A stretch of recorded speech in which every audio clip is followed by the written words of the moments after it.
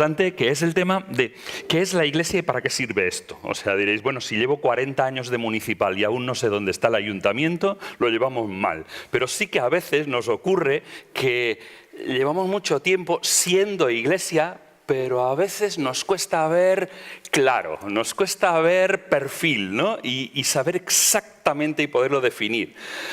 Por eso digo que algunas veces el problema está en las iglesias descentradas.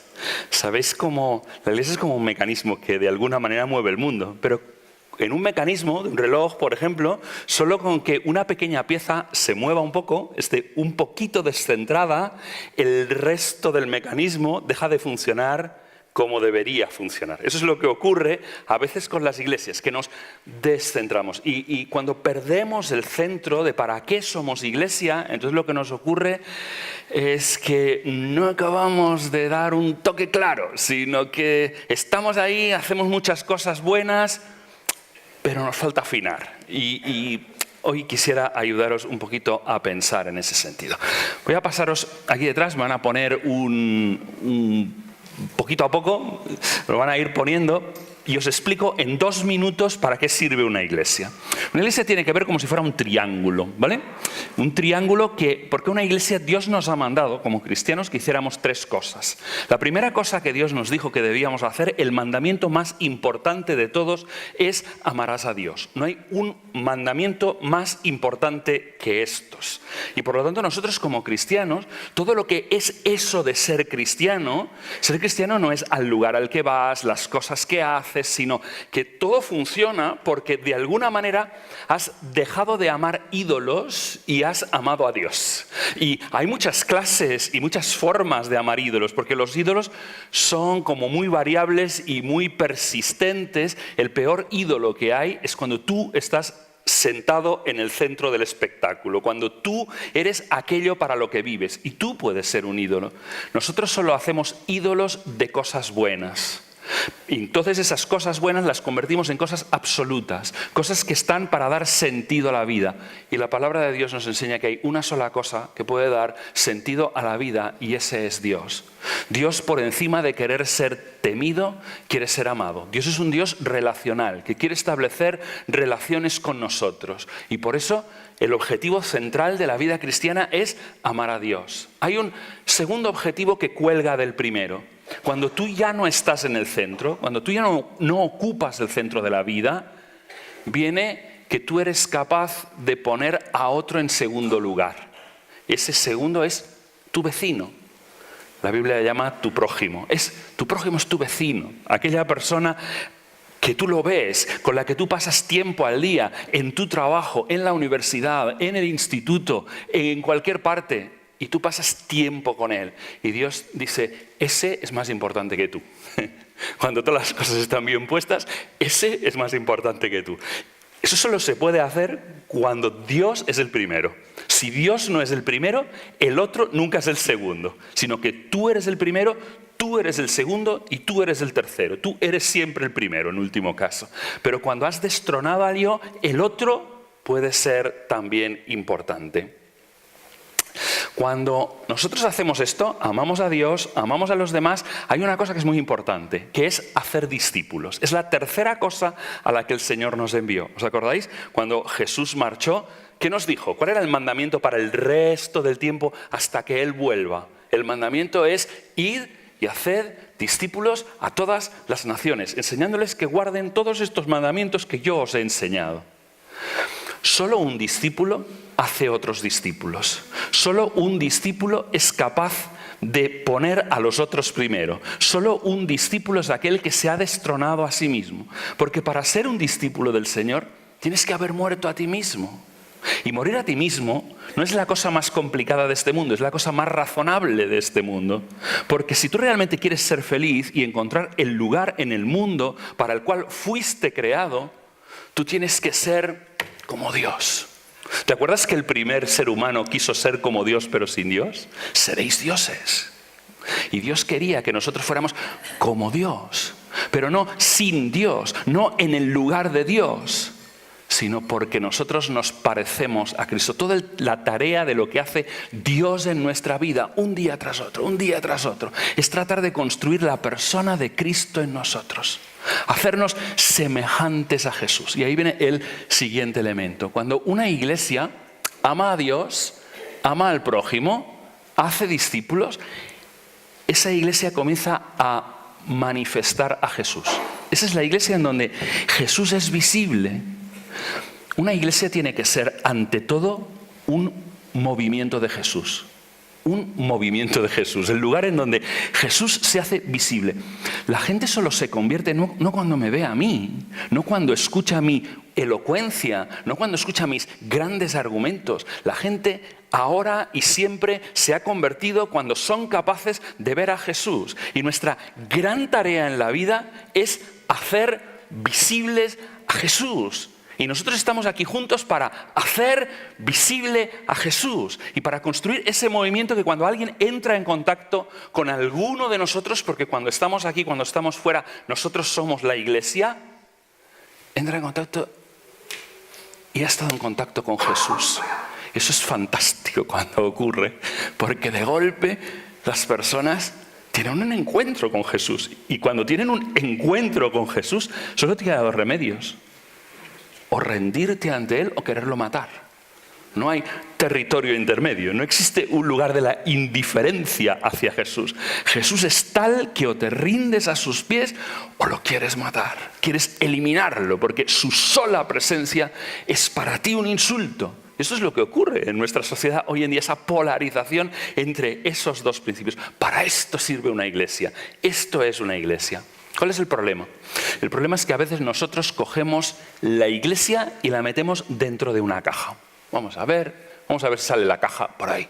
Nosotros metemos la iglesia dentro de una caja. ¿Sabéis lo que le pasa a esta caja?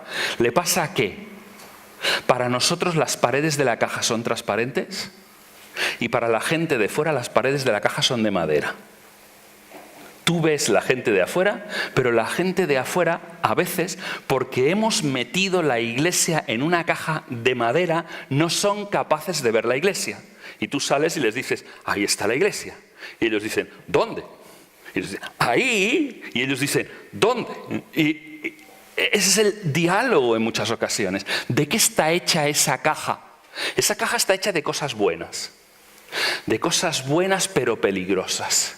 De cosas buenas que en algunas ocasiones hacen que la caja sea de madera y no se pueda ver. Una primera cosa que construye la caja y es una cosa buena son los edificios. ¿Cuántas veces el edificio de la iglesia gasta un montón de nuestros recursos, de nuestros esfuerzos, de nuestro presupuesto, de nuestra energía, y tenerlo y mantenerlo al final se convierte en el objetivo número uno de la iglesia? En los últimos años en Barcelona se han cerrado 9 iglesias porque han perdido su local. ¿Qué tipo de iglesia era? ¿Qué es lo que hacía la iglesia? Nuestra teología dice claramente que la iglesia no es el local, pero hemos confundido la iglesia local con el local de la iglesia. Y al final el local de la iglesia acaba succionando la iglesia de forma que pierden el local y el sentido de ser iglesia se esfuma. Una segunda cosa es el personal pagado por la iglesia. ¿Cuántas veces nosotros transferimos nuestro trabajo? Decimos, como ya pagamos a este, ¡fla!, le cargamos todo a él encima y dice, ahora que trabaje, que para esto le pagamos. Cuando la iglesia hace esto, se está suicidando a sí misma. Los pastores y los líderes de la iglesia no están para sustituir a la iglesia. Cuando alguien absorbe el ministerio, cuando alguien se queda el ministerio, está haciendo daño a la iglesia. Algo que hizo muy bueno la Reforma fue que le devolvió la Biblia a la gente. La Biblia que estaba secuestrada se la devolvió a la gente. Pero ¿sabéis lo que no consiguió del todo?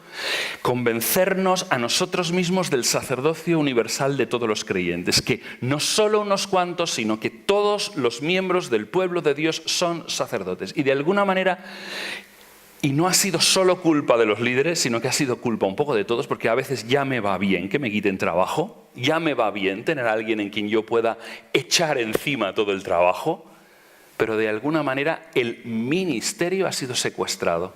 Y la siguiente reforma que tenemos que hacer es la reforma de devolverle el ministerio a la Iglesia, a cada uno de los que forman la Iglesia, porque nosotros somos los ministros que Dios ha ordenado en ese sentido. Hay una tercera cosa que forma la caja, que son los programas. ¿Sí? Los programas es aquello que nosotros creamos un día, que nos funcionó bien una vez y que a partir de entonces, en lugar de construir con andamios, construimos con roca dura y firme. Esos programas que repetimos un año detrás de otro sin cuestionarnos si realmente funcionan y son los mejores que podríamos estar haciendo. Y resulta que ahora para quitárnoslos de encima tenemos que utilizar dinamita para sacarlos, porque están ahí y nadie los cuestiona, sino simplemente se repiten y se repiten. Y finalmente para pagar todo esto necesitamos presupuestos. Y eso en muchas ocasiones constituye el sentido de ser de una iglesia. He sido pastor en una iglesia tradicional por 12 años y os aseguro que las reuniones de iglesia, nuestras asambleas de iglesia, el 90 y algo % de nuestro tiempo giraban acerca de edificios, personal, programas y presupuestos. Y no giraban en torno a amar a Dios, amar a los demás y hacer discípulos. Hemos metido la iglesia dentro de una caja, nosotros no la vemos porque para nosotros es de cristal y los demás no ven la iglesia porque para ellos la caja es de madera. Eso es para lo que sirve una iglesia. Bien, sigamos. ¿Crisis de la iglesia o crisis de un modelo? Ayer ya os decía, yo no creo nunca que la iglesia esté en crisis, y menos en este momento. Como os decía, jamás se ha convertido tanta gente como en este momento a nivel mundial. Pero hay un problema en nuestro modelo de ser iglesia. La iglesia occidental pasa por momentos difíciles, basta con tener ojos para verlo. ¿Cuáles son los síntomas que veis en la iglesia de España? Yo veo unos cuantos. Veo falta de crecimiento. Veo falta de pasión, veo falta de comunidad, veo más congregación que comunidad. Y no es lo mismo congregación que comunidad, tenedlo en cuenta. ¿Está la iglesia centrada en lo que es su propósito o le estamos pidiendo otras cosas a la iglesia? ¿Cuáles son esas otras cosas que le estamos pidiendo? Sigo, Siguiente. Yo solo dejo las preguntas, os las dejo ahí. No tengo tiempo de contestarlas todas, pero igual os generan alguna inquietud. Igual alguna de esas preguntas la podéis apuntar en me apetece hablar de esto alguna vez. ¿Cuál es y cuál debería ser la principal tarea del liderazgo? ¿En cuántas iglesias ocurre que los líderes de la iglesia están absorbidos en un montón de cosas que no es esa tarea fundamental de hacer discípulos? Demasiada tarea administrativa para la gente que tienen la visión de por dónde debe ir la iglesia. Les estamos metiendo a hacer de todo. ¿Sabéis? Hablo de Gran Bretaña, para no tocar nada de España. En Gran Bretaña, la quinta persona a la que se llama cuando hay una emergencia es el pastor de la iglesia. Eso quiere decir una emergencia que se me ha roto un grifo, por ejemplo. O sea, así en serio, de verdad. En la lista de los... ¿Sabéis que aquello que ponemos en la nevera? Que ponemos, si se me estropea algo, tengo que llamar a toda esta gente. Que si los bomberos, la policía municipal, que si la ambulancia, que si el pastor. Lo ponemos ahí para cuando se nos estropea algo. Estamos mal empleando el tiempo del liderazgo en un montón de iglesias. Perdóname, yo no hablo de la vuestra porque no la conozco suficientemente. Estoy hablando de lo que veo en España porque tengo, pues eso, la ventaja de viajar un montón. ¿Qué expectativas tiene hoy un joven cuando se convierte o cuando se recompromete con Cristo? ¿Cuáles son las expectativas? Una vez he trabajado muchos años con adolescentes. Como veis, después de haber trabajado en los grupos bíblicos estudiantiles, me sirvió de mucho. Una vez le preguntaba a los adolescentes en una conferencia, les decía, cerrad vuestros ojos, por favor, y ahora haced la foto de vuestra vida. ¿Qué esperáis de la iglesia? Por favor, en una foto, solo en una foto, no en palabras, en una foto. ¿Sabéis lo que veían? Veían bancos, veían sillas.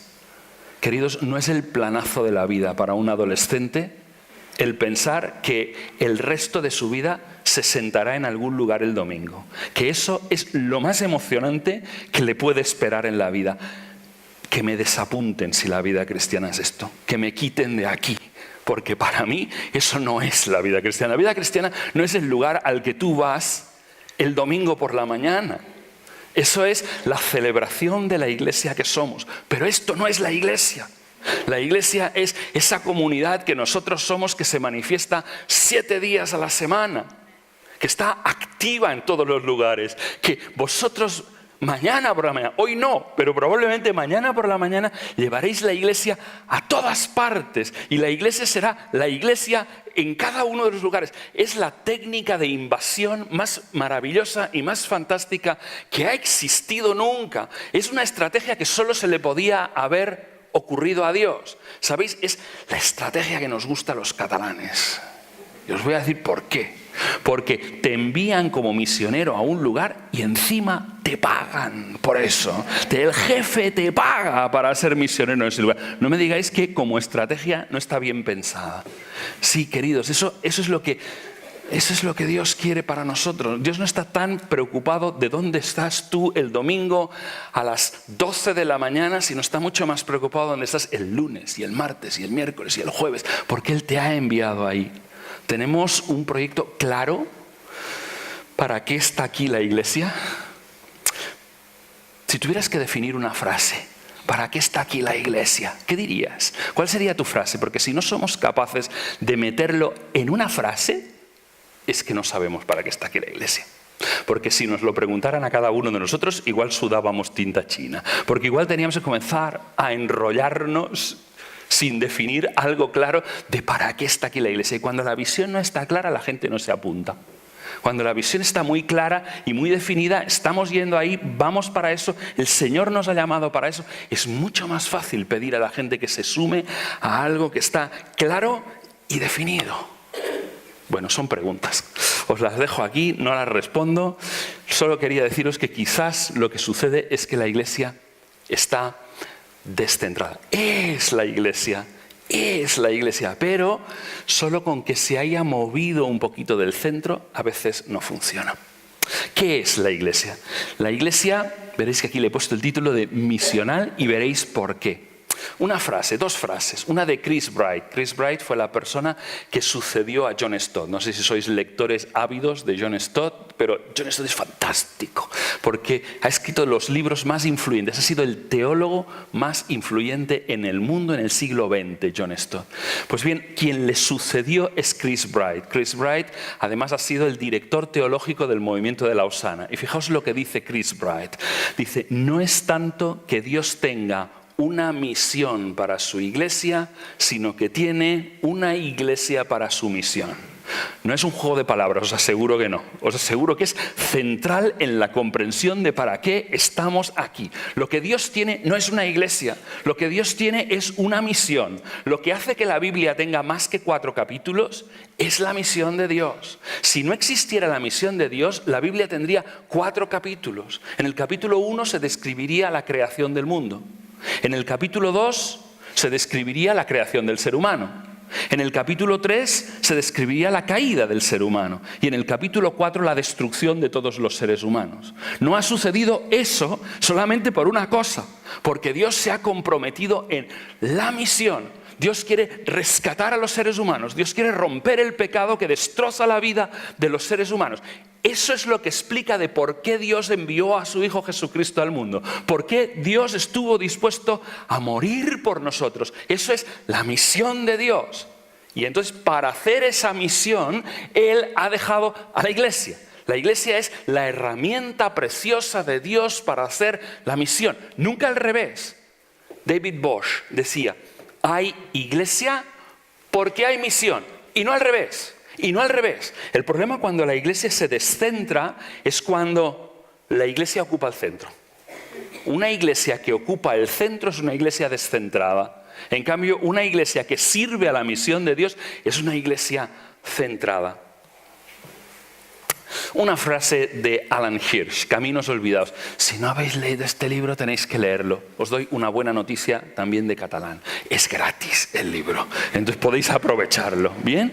Entonces os lo podéis bajar de la página web de Alan Hirsch, gratis. Una comunidad del pueblo de Dios, eso es lo que es la iglesia misional, una comunidad del pueblo de Dios que se define a sí misma y organiza su vida en torno a su verdadero propósito de ser un agente de la misión de Dios al mundo. En otras palabras, el principio organizativo auténtico y verdadero de la iglesia es la misión. La iglesia es verdaderamente iglesia cuando es misión. Esa es la palabra, eso es el tono, eso es para lo que sirve la iglesia. El resto de la cita lo podéis encontrar en el libro que no hay que comprar. Necesidad y dificultad de un cambio de paradigma. Tenemos la iglesia girada al revés. Tenemos la iglesia dentro de un paradigma atraccional. ¿Qué quiero decir? Que cuando nosotros pensamos en cuál es nuestra tarea, nosotros pensamos en que nuestra tarea es traer gente a la iglesia. Y no es esa. Nuestra tarea es enviar a la iglesia, no lo hemos hecho nosotros, lo de enviar lo ha hecho el Señor Jesús, lo ha hecho el Espíritu Santo, pero es enviar la iglesia a la sociedad. El lugar natural de un creyente no es la iglesia. El lugar natural de un creyente es en medio de la sociedad. El lugar natural de la iglesia no es en el edificio de la iglesia, sino en medio de la sociedad. Jesucristo no murió en la explanada del templo, murió fuera de las murallas. Murió en el lugar de los condenados. Y ese es el paradigma que debe guiar a la iglesia. ¿Y a qué hemos sido enviados? Si nosotros hemos sido enviados, la pregunta es ¿a qué? Y la respuesta es a lo mismo que el Hijo de Dios vino. ¿Habéis leído? 1 de Juan 3:8, porque ahí os dice claramente, para esto vino el Hijo de Dios. ¿Y para qué vino? Dice, para destruir las obras del diablo. Ese es tu propósito. Para eso tú estás en el mundo. Para esto Dios te llamó. Tú estás aquí para destruir obras del diablo. ¿Qué son las obras del diablo?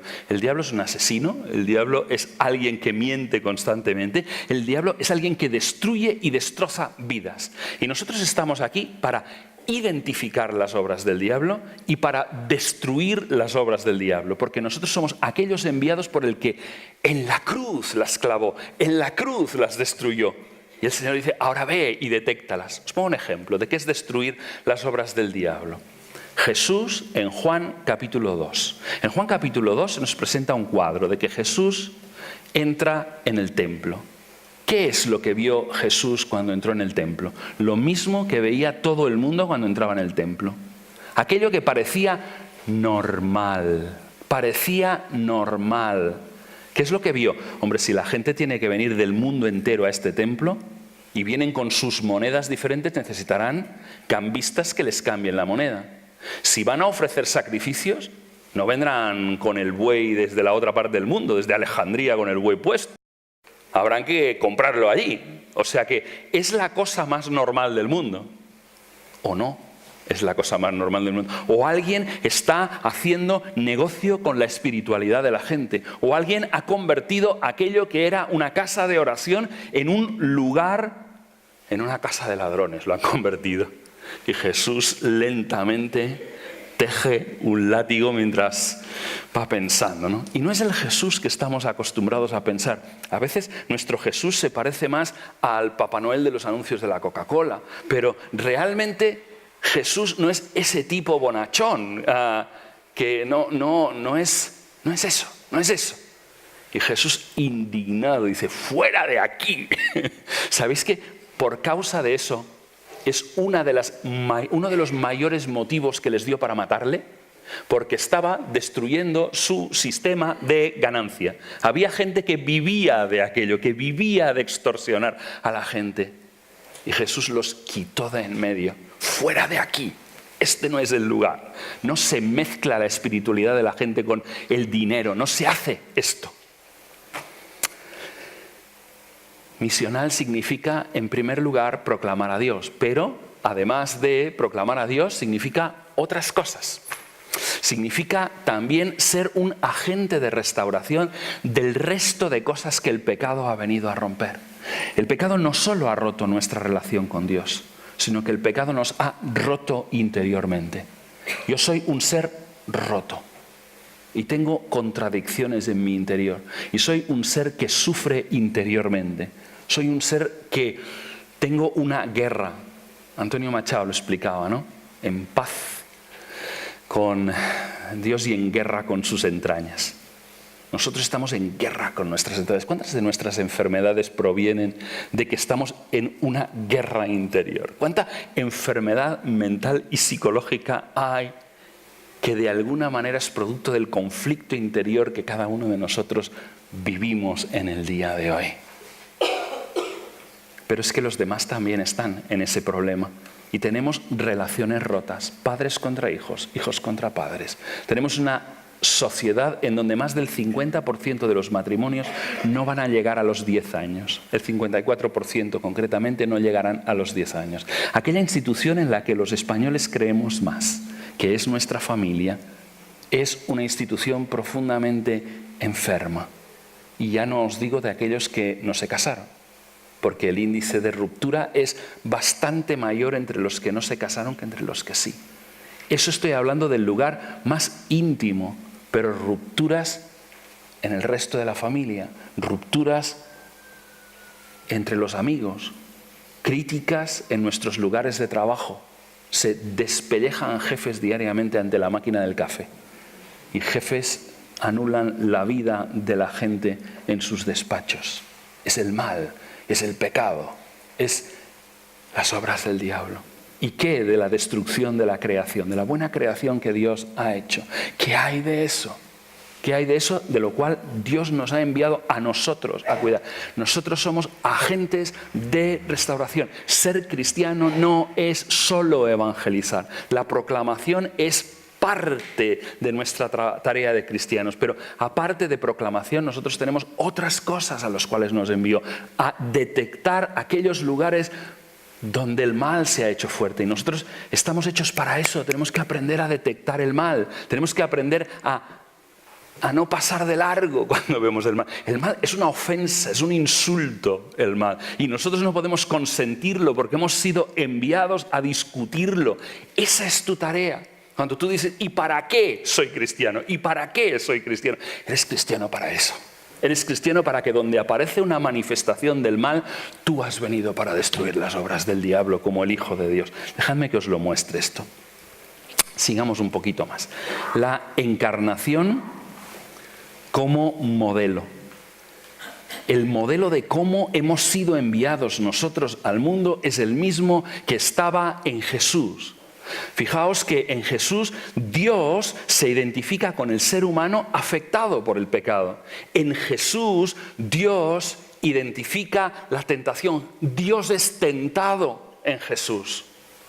En Jesús Dios experimenta el sufrimiento. En Jesús Dios experimenta la muerte. Algo que nunca había tocado a Dios, en Jesús toca al Dios eterno. Y la encarnación es la manera en la que Dios quiere que nosotros llevemos a cabo la misión. ¿Cómo es la iglesia? Debe ser así. Dios hubiera podido poner unos altavoces gigantescos en el cielo, ¿no? Y predicarlo desde allí. Dios hubiera podido enviar ángeles a arreglar la situación. Dios hubiera podido hacer una lluvia de Biblias, menos mal que no nos cogió debajo, pero de alguna manera hubiera podido ser así, pero no fue así, no fue así. ¿Cómo fue? Dios se hizo hombre. No puedo entenderlo, es demasiado grande que Dios se hizo hombre, pero Dios se hizo hombre y ahora nos dice, este es el modelo. Haz tú lo mismo.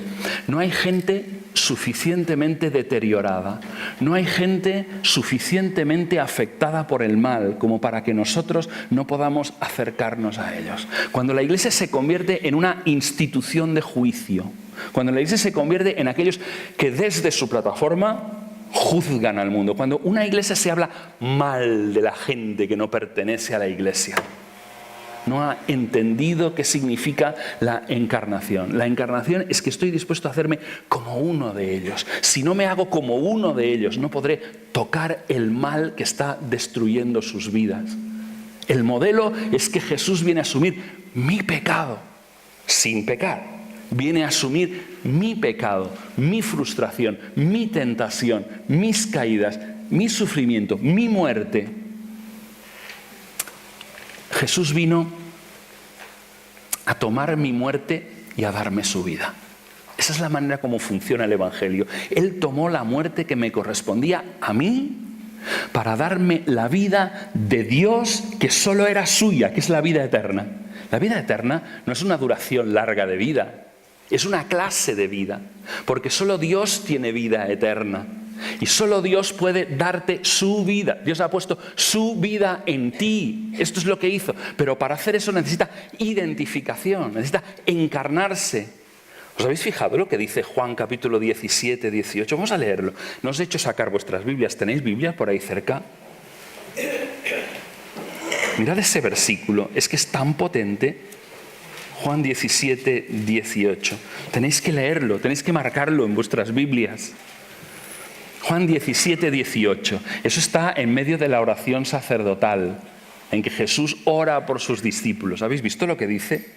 Dice, como tú me... 17 y 18 estamos leyendo, ¿eh? Dice, como tú me enviaste al mundo, yo también los he enviado al mundo. Voy a leer otro, porque dice lo mismo. Juan 17, 18 y Juan 20, 21. Un poquito más adelante. Juan 20, 21. Mirad lo que dice. Jesús entonces, esto es después de la resurrección. 17 y 18 es antes de la cruz, antes de la resurrección. Esto es después de la resurrección. Mirad lo que dice. Porque algunos dicen que la gran comisión está en Mateo, está en Marcos, está en Lucas, pero no está en Juan. Y sí está en Juan. Lo que pasa es que es distinta. Mirad 20:21, dice, Jesús entonces les dijo otra vez, paz a vosotros, como el Padre me ha enviado, así también yo os envío. ¿Entiendes? El Padre envió al Hijo. Sabemos a qué le envió. Y ahora dice, como el Padre envió al Hijo, así también yo os envío a vosotros. ¿Quiénes sois vosotros? Los enviados de Jesucristo. Cada vez que vosotros estáis en un lugar, sois el enviado de Jesucristo a ese lugar. Y eso es muy importante porque hay una serie de parecidos, los tenéis aquí, propósito, mensaje, autoridad, poder, y quiero que los repaséis un momento. ¿Cuál es el propósito de tu vida? Si nunca has sabido para qué estás aquí en la tierra, hoy vas a salir sabiéndolo. Tú estás aquí para cumplir el mismo propósito por el que el Padre envió al Hijo, para destruir las obras del diablo. Ese es el propósito de tu vida. Tú existes para esto. El mismo propósito de Jesús, pero también ¿qué mensaje tengo que proclamar? El mismo que proclamaba Jesús. ¿Qué decía Jesús? El reino de Dios se ha acercado, arrepentíos y convertíos. Este es el mensaje de Jesús. Pero tienes más, tienes la autoridad de Jesús. Y quiero que lo pienses. Cuando tú hablas el Evangelio, no son tus propias opiniones personales. No tienes permiso para decir, a mí me parece que... Jesús no decía a mí me parece que, decía en verdad os digo. Este es el tono para la proclamación del Evangelio. El Evangelio es un mensaje con autoridad, con autoridad. El que cree el Evangelio tiene vida eterna, el que no cree en el Evangelio ya ha sido condenado. Este es el problema, que es un mensaje lleno de autoridad, pero también tiene poder, tiene un tremendo poder. Y tampoco prediquéis el Evangelio sin poder. Esperad que Dios siempre va a hacer algo. ¿Sabéis que a veces los que menos creen que Dios va a hacer algo son los propios creyentes? Hemos perdido la confianza en que la Biblia derriba fortalezas, en que la Biblia trastorna el mundo. La Biblia es la palabra de Dios. Hemos convertido esa expresión, la palabra del Señor, la palabra de Dios, en una expresión. No, no es una expresión, son 4 palabras. La palabra del Señor. No estoy diciendo la palabra del Señor, no, estoy diciendo la palabra del Señor. Estoy diciendo que es la palabra aquella que tiene la autoridad de Dios, que viene de Dios, que habla de Dios. Esto es la palabra del Señor. Es la misma palabra que generó el universo. Cuando el universo no existía, Dios habló y el universo vino a ser. No es que Dios hablara y luego las cosas sucedieran, es que el hablar mismo era lo que creaba las cosas. No es que Jesús hiciera un milagro, que primero Él le decía esto y luego pasaban las cosas. Es que era la palabra la que hacía el milagro. La palabra que nosotros tenemos para proclamar es esa. Es la palabra que hace las cosas, que crea realidades diferentes. Y nosotros hemos perdido la confianza en esa palabra. Lo peor de ello es esto. Es que nosotros oramos como si no fuera a suceder nada. Predicamos como si no fueran a romperse las fortalezas. Y nosotros somos los primeros que necesitamos ser tocados por el Espíritu para que otra vez volvamos a creer. Venga, una anécdota. Una chica pequeña fue a un granero donde todos los granjeros se habían reunido. ¿Sabéis para qué? Para orar por lluvia, porque no llovía y las cosechas se estaban echando a perder. Y se pusieron a orar y a orar y a orar. Y al final salieron todos de ahí. ¿Y sabéis lo que pasó? Que todos se mojaron, porque todos, excepto esa niña, ella era la única que había traído un paraguas. Los demás habían ido a orar por lluvia sin traer un paraguas. Queridos, cuando tú vas a orar al Dios del universo. Espera que ocurran cosas. Pide que ocurran cosas. Suplica que ocurran cosas. Espera que ocurran. Nosotros somos a veces el peor enemigo de nuestras peticiones. Un evangelio encarnacional. Ayer expliqué un poquito esto, no voy a explicar mucho más. Un evangelio siguiendo el modelo de Jesús. Y tiene esos 4 elementos, tiene esas 4 P's: presencia, proximidad, pasión y proclamación. ¿Qué quiero decir con ello? Quiero decir presencia, que tiene que ver con dónde estamos los cristianos. Como os decía antes, el lugar del cristiano no es la iglesia. El lugar del cristiano es la sociedad. Ahí es donde Dios nos envió. Este es el lugar de capacitación para el lugar al que Dios nos envió. Tenemos que ser capacitados para el lugar donde vamos a estar mañana.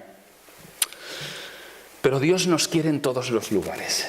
Necesitamos más cristianos en la esfera pública, más cristianos en la cultura, necesitamos más cristianos en los sindicatos, necesitamos más cristianos en todos los lugares de esta sociedad, en la prensa, los necesitamos en todos los lugares. En la Biblia nos habla de cristianos en todas partes, nos habla de José, alguien que servía a uno de los peores imperios que ha existido, a Daniel, a Nehemías, nos habla de Esther, nos habla de gente que ocupaban todos los lugares. Invadamos la sociedad, influyamos en el sitio donde estamos, podemos estar en todas partes, donde está la gente que sufre, donde están los menos favorecidos, debemos estar en todas partes, porque ese es nuestro llamamiento. En segundo lugar, además de presencia, proximidad. La presencia explica dónde tú estás físicamente, pero la proximidad explica dónde está tu corazón. Tú puedes estar físicamente en un lugar y no compadecerte de lo que ves, no estar ahí como cristiano. Hay mucho cristiano en el armario aún, que no han salido del armario, que hace siglos que están en el mismo sitio y nadie sabe que son un cristiano. Y necesitamos que los cristianos estén en proximidad, donde están los problemas, donde está el dolor, donde la gente sufre. Eso es lo que es la proximidad, es la empatía, la compasión, la misericordia, el hecho de estar junto a la gente. En tercer lugar, pasión. Y yo pongo aquí que es el programa de Miqueas, es ¿qué pide, oh hombre, Dios de ti? Pide practicar justicia, amar misericordia, andar humildemente delante de tu Dios. Quiere decir que cuando ves y detectas el efecto del pecado en la vida de otra persona, no sales corriendo. Nosotros a veces nos instalamos en la crítica. Ajá, este es, le ponemos una etiqueta y salimos corriendo. Este otro es, cuando mayor es el efecto del pecado, mayor es el llamamiento tuyo a entrar en la vida de esa persona. ¿Quién lo va a hacer? ¿Quién va a llevar a Dios a las vidas de las personas que están sufriendo por causa del pecado? ¿Quién lo va a hacer? Si no nosotros. Ese es tu llamamiento, ese es mi llamamiento. Para esto estoy aquí. Y finalmente viene proclamación, viene hablar la palabra de Dios. ¿Cuántas veces nosotros queremos girar esa historia? ¿Cuántas veces decimos, la gente no quiere escuchar? Pero estamos girando la historia. Utilizamos tácticas de terrorista para nuestra evangelización. ¿Sabéis lo que hacen los terroristas? Cogen, ponen una bomba y salen corriendo. Nosotros no somos unos terroristas espirituales. Nosotros hemos ido para llegar ahí y para quedarnos y para afectar aquello y para ser afectados también por aquello. Tiene que dolernos el corazón. Si no sale con nada, prueba con lágrimas. Pero quédate ahí por favor, porque has sido enviado a ellos. Cuanto más profundo es la oscuridad, mayor es el llamamiento a estar en ese lugar. Sigo.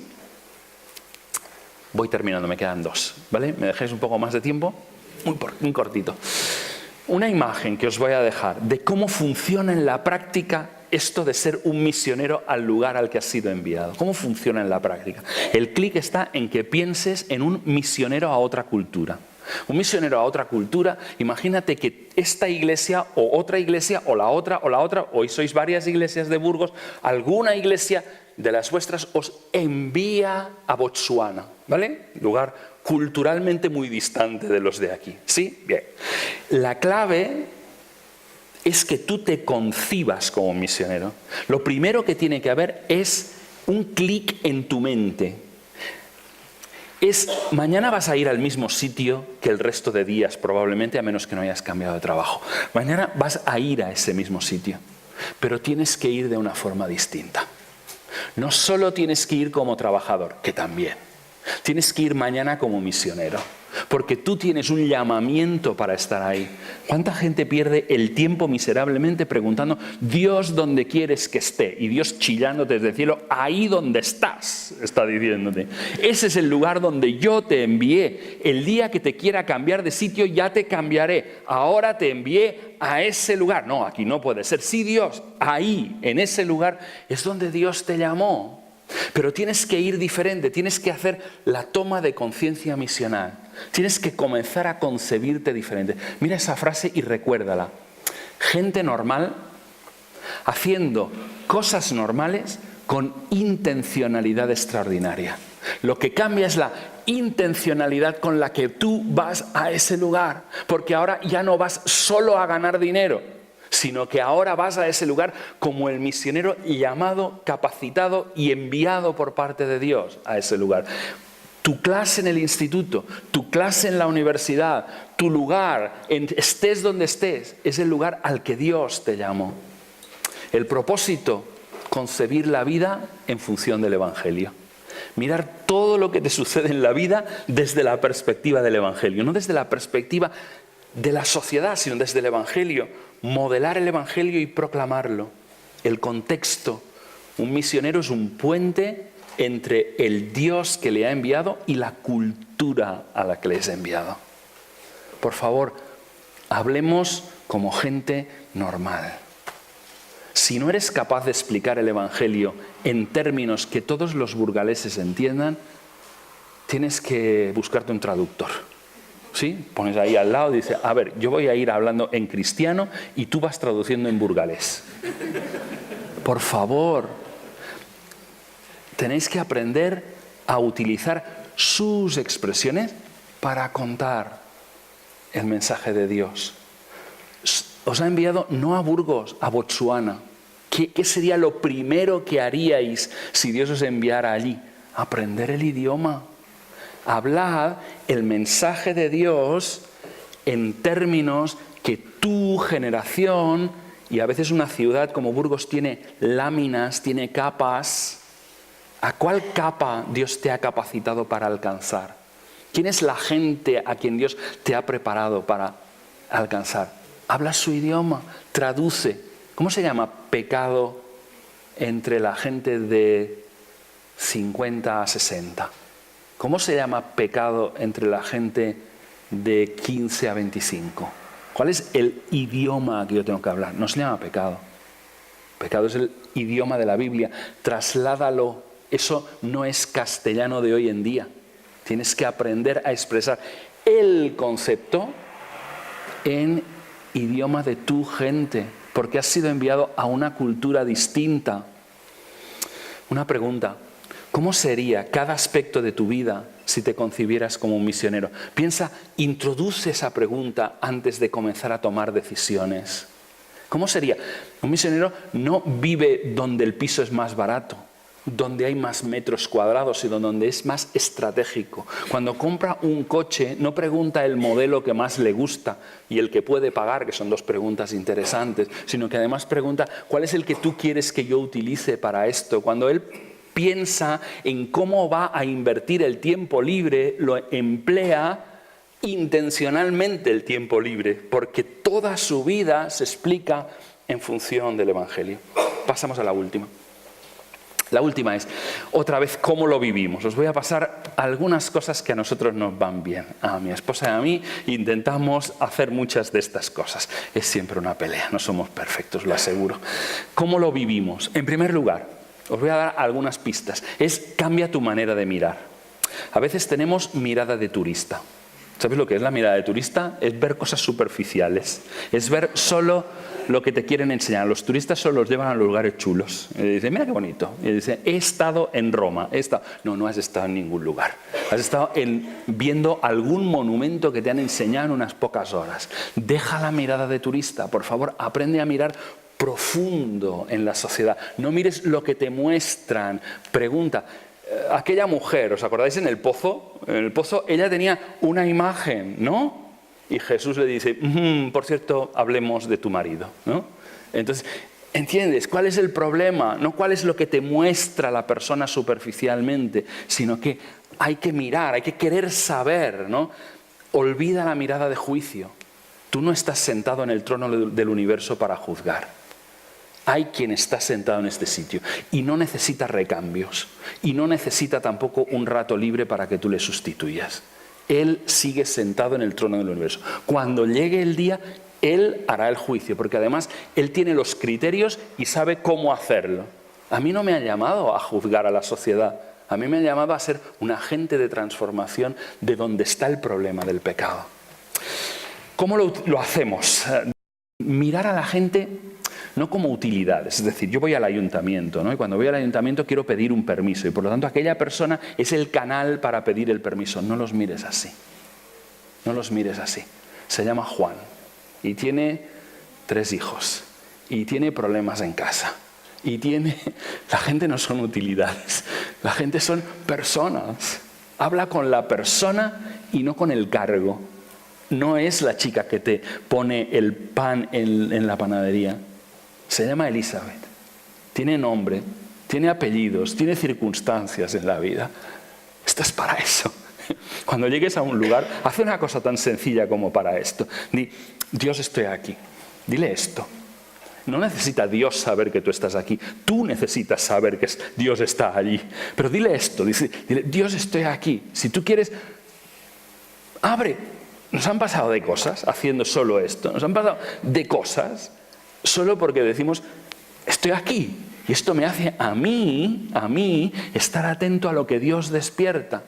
En segundo lugar, invertir lo más valioso. Invierte la única cosa de la que no tienes recambios, que es tiempo. De todo lo demás puedes comprar, de tiempo no puedes comprar. Cuando tú gastas tiempo con alguien, estás dándole algo fantástico, que es vida. Vida le estás dando. Emplea eso. Emplea tu vida como el sistema para conectar con los demás. En la práctica, la gente no son interrupciones. Cuando vengo el día a tope y no tengo tiempo de acabar algo, ¿vale? Y tengo que terminarlo para esa hora y me viene alguien con un problema personal, ¿no? Me he acostumbrado a hacer una cosa. Apartar las manos del ordenador y decir, ¿qué hay? ¿Cómo estás? Y funciona. Son divinas interrupciones que Dios está trayendo a nuestra vida porque quiere cambiar nuestras prioridades por otras. Dios tiene otras prioridades. Yo tengo que acabar aquello porque si no se me va a caer el mundo. Pero Dios tiene a alguien a quien se le va a acabar el mundo también. Y me lo está trayendo ahí. Toma tiempo con la gente. En tercer lugar, ministra la necesidad del otro. Todos estamos afectados por el pecado. Y tenemos esas rupturas interiores, esas rupturas sociales. Pide a Dios que te las muestre. Cuando tú pasas tiempo con la gente, esa capa superficial que no te permite ver qué hay detrás, comienza a desmoronarse. Cuando tú tomas tiempo y tú comienzas a ganar credibilidad delante del otro, porque tú estás dispuesto a hablar de lo que nadie quiere hablar. Qué difícil es hablar con la gente cuando sufre. Qué difícil es estar delante del dolor de otro, porque te sientes la cosa más inútil para tocar eso. ¿Quién soy yo para eso? A veces no es que lo rechaces, es que te causa tanto dolor el dolor del otro que no sabes cómo procesarlo. Y te sientes tan inadecuado delante del dolor del otro que tienes ganas de irte porque no te atreves a tocar aquello. Y dices, quédate, por Dios, quédate. Y trabaja eso. Muéstrale cómo Dios tiene esperanza en la vida de esa persona. Muéstraselo, enséñale. Y en último lugar, vuelve a contar la historia. La gente ya no conoce las historias de la Biblia. ¿Qué historia de la Biblia exactamente habla de lo que a esta persona le está sucediendo? Para eso tienes que conocerlas todas. Porque hay una que es para esta persona en ese momento. Cuéntasela. No digas Abraham una vez, el único Abraham que conoce es aquel jugador de fútbol. Es el único que conoce. No, cuenta la historia entera. Jesús era un contador de historias, era un contador de parábolas. Vamos a convertirnos otra vez en contadores de historias. Bien, eso es lo que quería deciros. No tengo mucho más tiempo, pero gracias por haberme dedicado este tiempo. Quiero que penséis en eso, que sí que hay un propósito claro para la Iglesia, que sí se puede explicar con una frase: existimos para la misión de Dios. Mi vida tiene sentido en cuanto conecto con la gran historia que Dios está escribiendo. Y eso vale la pena vivirlo. No os lo perdáis. Que Dios os bendiga.